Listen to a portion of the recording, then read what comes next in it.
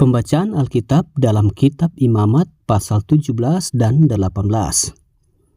Imamat 17, tempat menyembelih dan mempersembahkan kurban.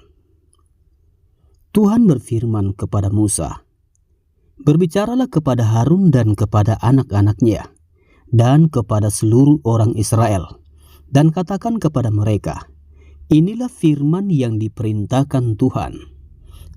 Setiap orang dari kaum Israel yang menyembelih lembu atau domba atau kambing di dalam perkemahan atau di luarnya, tetapi tidak membawanya ke pintu kemah pertemuan untuk dipersembahkan sebagai persembahan kepada Tuhan di depan kemah suci Tuhan, hal itu harus diperhitungkan kepada orang itu sebagai hutang darah, karena ia telah menumpahkan darah, dan orang itu haruslah dilenyapkan dari tengah-tengah bangsanya." Maksudnya supaya orang Israel membawa korban sembelihan mereka yang biasa dipersembahkan mereka di padang kepada Tuhan ke pintu kemah pertemuan dengan menyerahkannya kepada imam untuk dipersembahkan kepada Tuhan sebagai korban keselamatan. Imam harus menyiramkan darahnya pada mezbah Tuhan di depan pintu kemah pertemuan dan membakar lemaknya menjadi bau yang menyenangkan bagi Tuhan. Janganlah mereka mempersembahkan lagi korban mereka kepada jin-jin, sebab menyembah jin-jin itu adalah zina. Itulah yang harus menjadi ketetapan untuk selama-lamanya bagi mereka turun-temurun. Dan haruslah kau katakan kepada mereka, setiap orang dari kaum Israel atau dari orang asing yang tinggal di tengah-tengah mereka, yang mempersembahkan korban bakaran atau korban sembelihan, tetapi tidak membawanya ke pintu kemah pertemuan supaya dipersembahkan kepada Tuhan, maka orang itu haruslah dilenyapkan dari antara orang-orang sebangsanya. Larangan tentang makan darah atau bangkai. Setiap orang dari bangsa Israel dan dari orang asing yang tinggal di tengah-tengah mereka, yang makan darah apapun juga, aku sendiri akan menentang dia dan melenyapkan dia dari tengah-tengah bangsanya. Karena nyawa makhluk ada di dalam darahnya, dan aku telah memberikan darah itu kepadamu di atas mezbah untuk mengadakan pendamaian bagi nyawamu, karena darah mengadakan pendamaian dengan perantaraan nyawa. Itulah sebabnya aku berfirman kepada orang Israel, seorang pun di antaramu janganlah makan darah.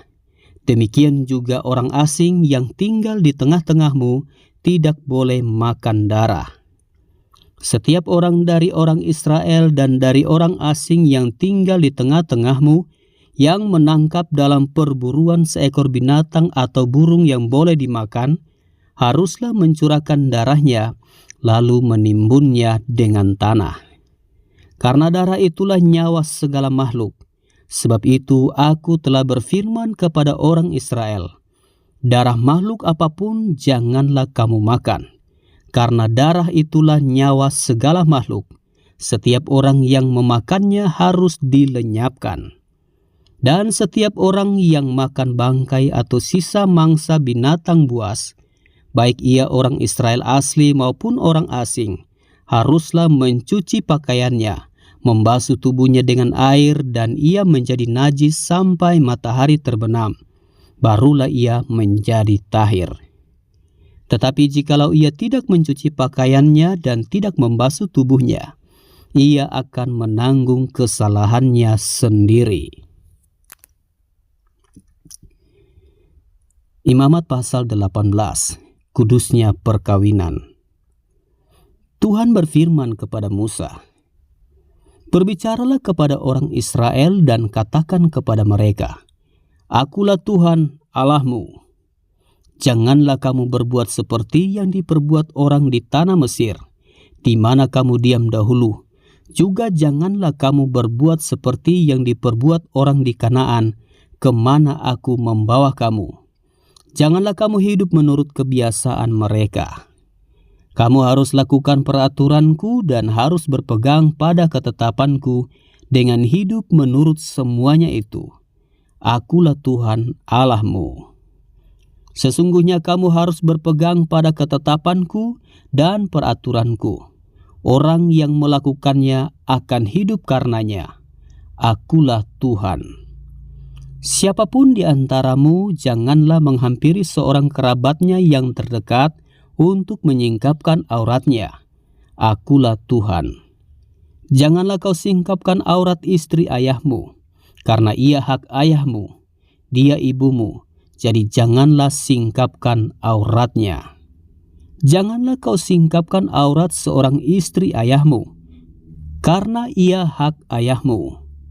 Mengenai aurat saudaramu perempuan, anak ayahmu atau anak ibumu, baik yang lahir di rumah ayahmu maupun yang lahir di luar, janganlah kau singkapkan auratnya.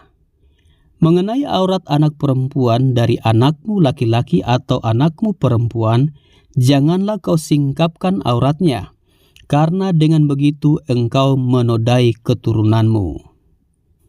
Mengenai aurat anak perempuan dari seorang istri ayahmu, yang lahir pada ayahmu sendiri, janganlah kau singkapkan auratnya, karena ia saudaramu perempuan.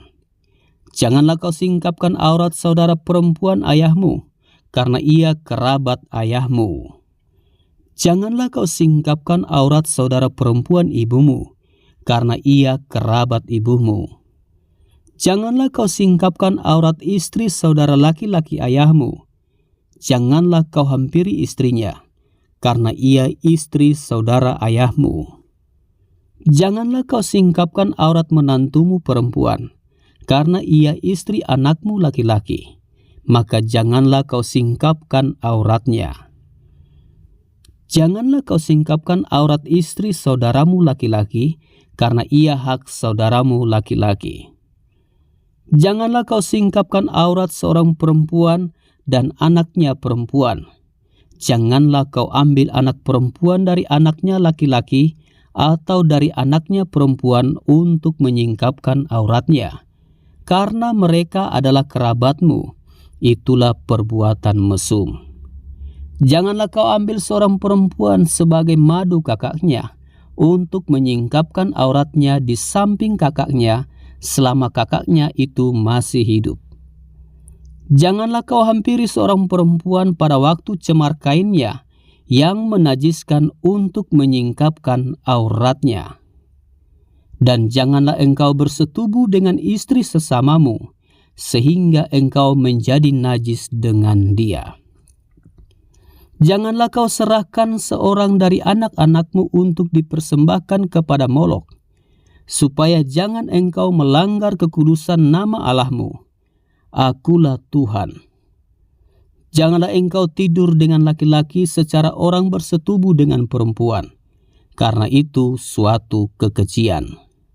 Janganlah engkau berkelamin dengan binatang apapun, sehingga engkau menjadi najis dengan binatang itu. Seorang perempuan janganlah berdiri di depan seekor binatang untuk berkelamin, karena itu suatu perbuatan keji. Janganlah kamu menajiskan dirimu dengan semuanya itu, sebab dengan semuanya itu bangsa-bangsa yang akan kuhalaukan dari depanmu telah menjadi najis. Negeri itu telah menjadi najis dan aku telah membalaskan kesalahannya kepadanya, sehingga negeri itu memuntahkan penduduknya. Tetapi kamu ini haruslah tetap berpegang pada ketetapanku dan peraturanku, dan jangan melakukan sesuatu pun dari segala kekejian itu, baik orang Israel asli maupun orang asing yang tinggal di tengah-tengahmu. Karena segala kekejian itu telah dilakukan oleh penghuni negeri yang sebelum kamu, sehingga negeri itu sudah menjadi najis. Supaya kamu jangan dimuntahkan oleh negeri itu apabila kamu menajiskannya, seperti yang telah dimuntahkannya bangsa yang sebelum kamu. Karena setiap orang yang melakukan sesuatu pun dari segala kekejian itu, orang itu harus dilenyapkan dari tengah-tengah bangsanya. Dengan demikian kamu harus tetap berpegang pada kewajibanmu terhadap aku, dan jangan kamu melakukan sesuatu dari kebiasaan yang keji itu yang dilakukan sebelum kamu, dan janganlah kamu menajiskan dirimu dengan semuanya itu. Akulah Tuhan Allahmu.